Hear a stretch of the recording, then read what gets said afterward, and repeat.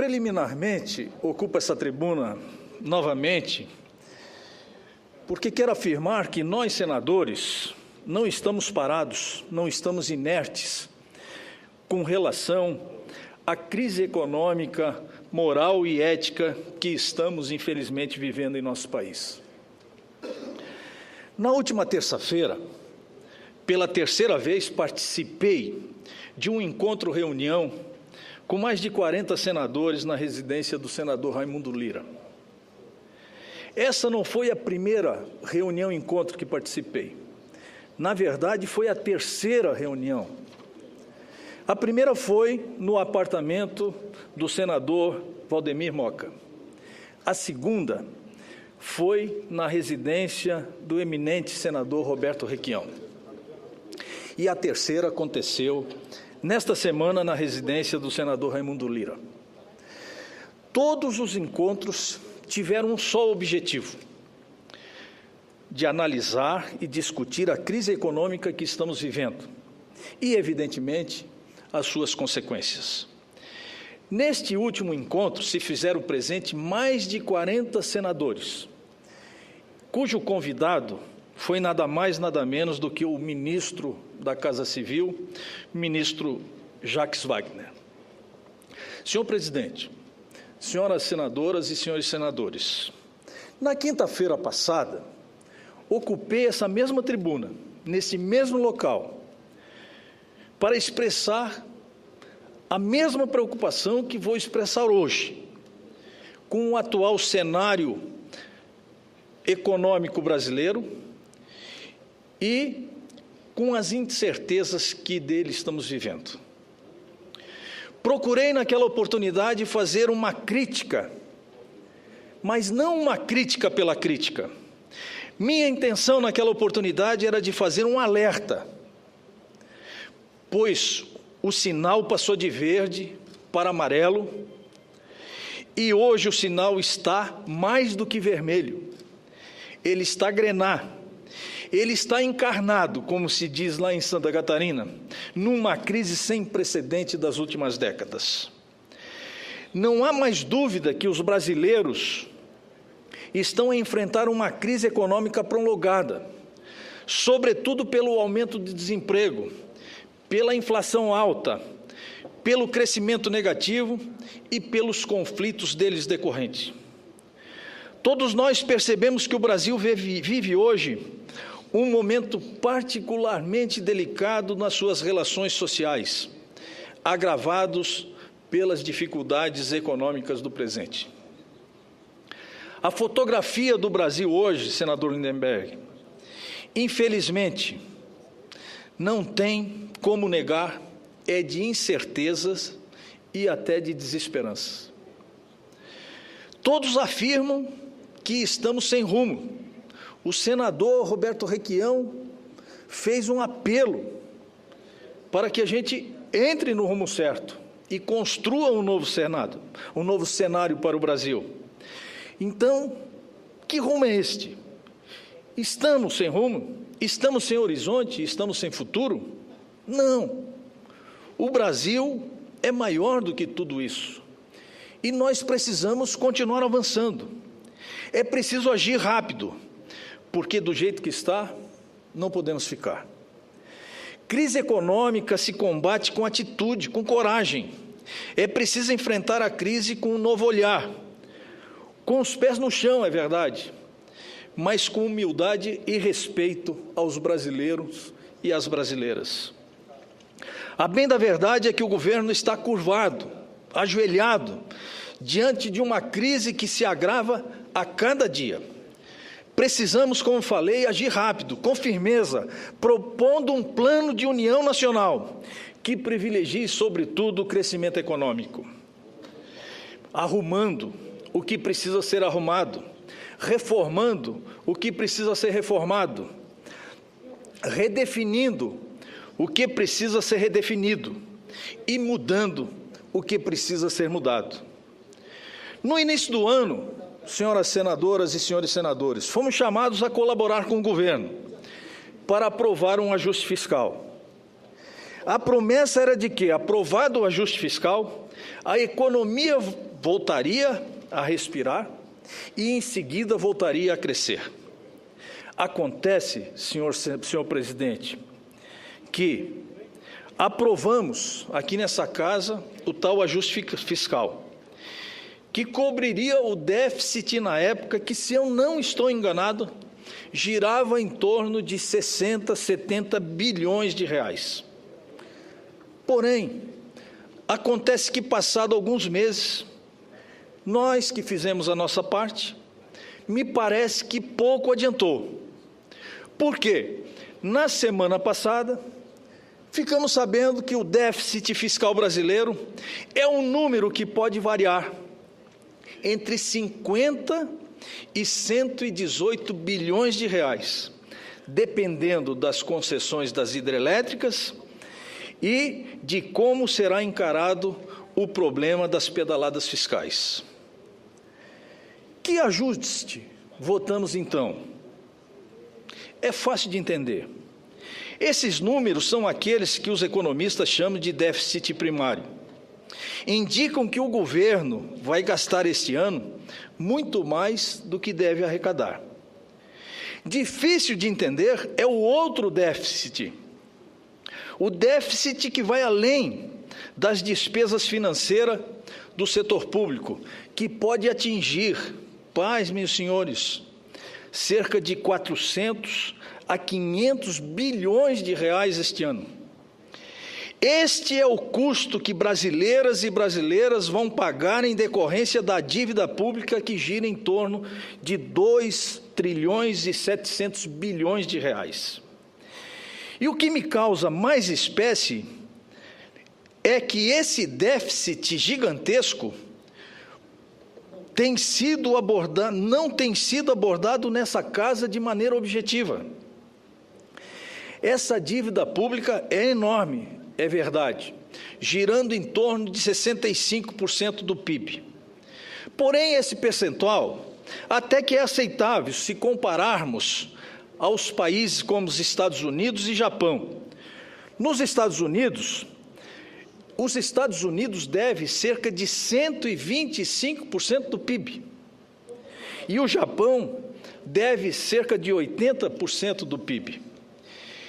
Nesses países, a dívida elevada não traz as consequências que traz aos brasileiros e às brasileiras, por uma simples razão. O juro nos Estados Unidos gira em torno de 1% ao ano. E aqui no Brasil, as taxas de juro são mais de 14% ao ano. Para ser mais exato, nós estamos com uma taxa de 14,25% ao ano. Um absurdo. Me recordo do empenho, da determinação do então vice-presidente José Alencar, que me parece que invariavelmente toda semana implorava para que se reduzisse as taxas de juros no Brasil. Eu quero fazer coro a esse tema, porque quero que alguém possa me explicar por que a taxa de juros no Brasil tem que ser mais do que 14%, quando nos Estados Unidos e no Japão esse número não chega a 1%. Nenhum país do mundo adota algo sequer semelhante ou parecido ou praticado aqui no Brasil. Ora, senhor presidente, estamos discutindo de tudo um pouco. Estamos discutindo cortes nos programas sociais que socorrem as populações mais pobres e mais sofridas desse país. Estão propondo, senador Lindenberg, tirar do orçamento da União cerca de 10 bilhões de reais do Bolsa Família no ano que vem. Estamos discutindo a ampliação da idade mínima para aposentadoria, cujo objetivo é reduzir o rombo ou o déficit da Previdência. Estamos discutindo o absurdo retorno da CPMF. Estamos discutindo como pagar as pedaladas. O governo deve mais de 50 bilhões aos bancos estatais. Enfim, estamos discutindo tudo. Porém, na minha opinião, não estamos discutindo o óbvio, não estamos discutindo os juros. Os maiores do mundo, hoje, na ordem de 14,25% ao ano. Não estamos discutindo o aumento do crédito. Não estamos discutindo medidas essenciais, primordiais, vitais, para retirar os obstáculos do consumo. Não estamos discutindo medidas que visem o crescimento da economia, pois sem crédito não há investimento, e sem investimento não há crescimento, e sem crescimento não há emprego, e sem emprego não há consumo, e sem consumo não há impostos, e sem impostos os governos vão à falência, que, diga-se de passagem, senhor presidente, já está ocorrendo em alguns estados brasileiros. E um exemplo negativo, infelizmente, é o Rio Grande do Sul, que não consegue mais sequer pagar os seus salários em dias. E isso é um efeito dominó. Isso vai se ampliar, porque a arrecadação da União está diminuindo. E com a redução da arrecadação, isso vai afetar os estados e vai afetar também os municípios brasileiros, que não vão ter condições mais de manter aberto o posto de saúde, de comprar o remédio para as pessoas mais carentes. O quadro é preocupante, nós precisamos de uma atitude urgente, e o Senado da República não pode ficar inerte a esse quadro que nós estamos vivendo neste momento. Isso, na minha modesta opinião, senador Lindenberg, é o que está acontecendo no país, que até bem pouco tempo era conhecido por todos nós como o país do futuro. Será que alguém pode, já fiz essa pergunta ao senador Requião, só mais um minutinho, tem só mais 2 páginas, senhor presidente. Será que alguém pode me explicar por que a taxa de juros no Brasil tem que ser 14,25%, quando nos Estados Unidos é 1%?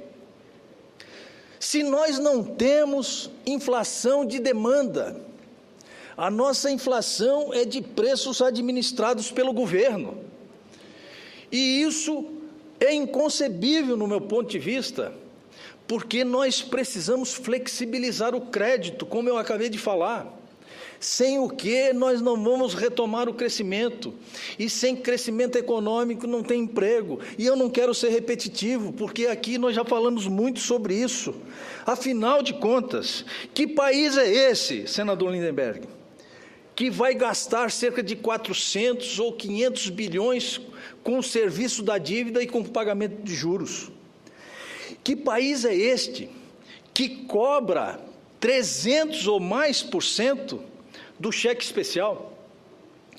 Que país é esse que está cobrando cerca de 30% dos empréstimos do crédito consignado, que é risco zero, é descontado na folha do trabalhador? Isso é um absurdo. Não é possível que esse cenário continue e permaneça, porque nós vamos cada vez mais caminhar para um abismo insuperável. Juros de cartão de crédito mais de 400% ao ano. Juros e cartões de crédito mais de 400% ao ano? Mas não é possível, eu não posso entender isso. Eu quero que alguém possa me explicar por que os juros é dessa natureza e são tão altos. Bem, mas o meu objetivo, não querendo abusar de Vossa Excelência, não é fazer a crítica pela crítica. Não faz parte da minha personalidade fazer isso. Mas é muito mais do que isso. É uma constatação que nós estamos fazendo hoje.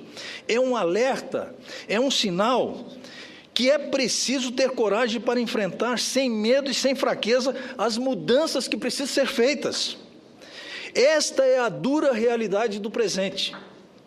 Precisamos de um plano de união nacional. Precisamos de um plano de salvação nacional, sem o qual não vamos sair da crise, que se agrava, na minha opinião, a cada dia. Aliás, o meu partido, o PMDB, nesta semana ofereceu, através da Fundação Ulisses Guimarães, uma proposta que chamou uma ponte para o futuro, que muitos temas merece uma nova reflexão, um novo olhar.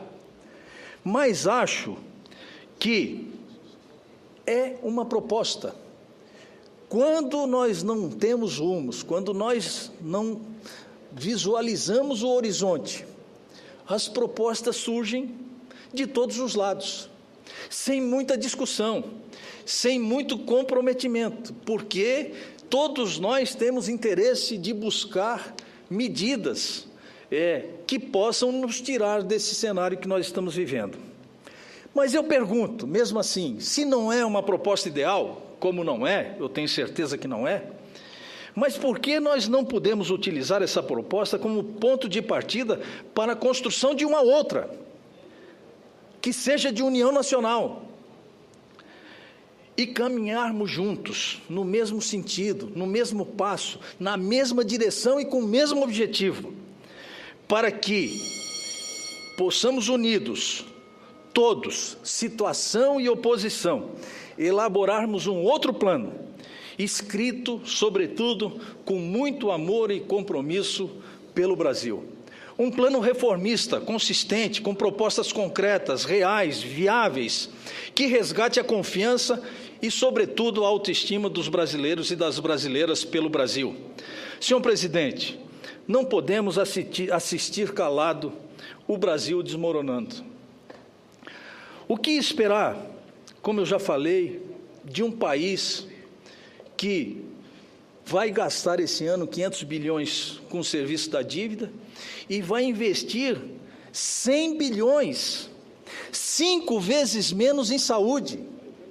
Não é possível, isso está errado. Eu não sou economista, mas eu não posso admitir que essa dívida consuma os nossos orçamentos domésticos, que nos levam para o empobrecimento e que deixe de prestar assistência médica, sobretudo às pessoas que mais precisam e que estão aí a esperar de nós uma atitude real e concreta. Este modelo econômico que está aí, não há nenhuma dúvida, chegou ao seu limite e vai nos levar a um abismo. E eu não quero participar desse cenário. Não é possível. Não foi para isso que me dispus a enfrentar a minha 6ª eleição e vim para o Senado Federal com sonhos, com os ideais de aqui poder contribuir para construir um Brasil maior, um Brasil melhor, mais justo, mais fraterno, mais progressista. Eu não vim aqui para discutir aquilo, senador Lindenberg, que nós já conquistamos, que as conquistas foram feitas a duras penas, com muito sacrifício e com muito empenho. Vim aqui para defender aquilo que nós temos que conquistar. E é nesse cenário que eu quero me inserir hoje nesse discurso, nesse pronunciamento que faço. Porque o Brasil, senhor presidente, para concluir, agradecendo a benevolência de Vossa Excelência, o Brasil quer mudança e nós precisamos caminhar junto com a sociedade. Era o que eu tinha a dizer. Senador, muito obrigado. Senador Dário, só concedo, se Vossa Excelência, presidente, permitir. O presidente Paulo Rocha está olhando uma com a pequena cara manifestação do senador Lindenberg. Eu só queria sugerir ao senador Dário, primeiro, parabenizar muito pela intervenção. Eu acho que Vossa Excelência tem que publicar esse discurso, porque Vossa Excelência, em muito pouco tempo aqui nessa casa, debate com muita qualidade os rumos da economia, os rumos que o país precisa enfrentar para superar essa crise econômica. Eu só queria dizer a Vossa Excelência que eu votei contra o ajuste desde o começo do ano passado, porque eu argumentava em cima de exemplos históricos. Esses planos de austeridade fiscal, no mundo inteiro, vamos olhar a situação de Portugal, da Espanha, da Grécia, foram feitos para melhorar a situação fiscal, melhorar a situação das contas públicas, mas quando ele é feito num momento de desaquecimento da economia, o que acaba ocorrendo sempre é que ele acaba colocando a economia desse país numa profunda recessão, acaba diminuindo a arrecadação também, porque a recessão, por exemplo, esse ano está tendo uma diminuição da arrecadação de quase 4%. Diminui a arrecadação e a dívida sobe. É isso que está acontecendo no Brasil. O déficit nominal no ano passado foi 6,7%. Agora, no acumulado de 12 meses de setembro a setembro, está 9,5%. Nós estamos enxugando gelo, porque estamos fazendo um plano de austeridade que está colocando o país em recessão. O mais grave é que Vossa Excelência abordou muito bem, que estamos fazendo isso aumentando taxa de juros. Vossa Excelência, em 2012, nós comprometimos 4,8% do PIB em pagamento de juros. Em 2013, subiu para 5,1% do PIB. Em 2014, para 6,1%. Agora, dados de setembro, nós estamos com 8,9% do PIB de pagamento de juros, o que é uma loucura. Agora, a minha preocupação é que nós temos pouco tempo, porque essa crise econômica, na minha avaliação, vai virar uma crise social. O desemprego está aumentando, tem gente que faz previsão de desemprego de 12% no próximo ano. A gente viu uma pesquisa do IBOPE, recentemente, colocando rejeição a praticamente todos os candidatos a presidente da República, 50% de rejeição para todo mundo. Eu, sinceramente, se nós não mudarmos de rumo, nós vamos ter uma crise política, uma crise econômica e uma crise social, porque nas ruas é o seguinte, é como Vossa Excelência falou, tem postos de saúde fechando, tem estados que estão fechando escolas, está faltando remédio, está faltando medicamento. Por outro lado, o desemprego está subindo. E ele liga a televisão, é só corrupção, corrupção, corrupção. Eu acho que nós estamos caminhando num sentido que, se não mudarmos essa política, parecido com o que aconteceu na Argentina, naquele período de La Rua, em que o povo lançou uma palavra de ordem, que se vão todos. Então, eu quero alertar para a gravidade da crise. Nós temos que reorientar essa política econômica. Ficar na tecla do ajuste fiscal como samba de uma nota só é um suicídio. A grande questão, e isso tem que aparecer para o país, senador Paulo Rocha, é que nós estamos entrando, talvez, na maior recessão da nossa história. Então, o centro da política econômica tem que ser como enfrentar a recessão, proteger os empregos, até mesmo porque a situação fiscal das contas públicas, a história também mostra isso. Só melhora quando a economia volta a crescer. Mas eu assino na íntegra o seu discurso, senador Dário. Parabéns pela qualidade do pronunciamento. Obrigado, senador Lindenberg. Oportuno e preciso, sua parte. Quero pedir ao presidente Paulo Rocha que insira no meu discurso, porque ficará enriquecido com a parte de Vossa Excelência. Muito obrigado, presidente.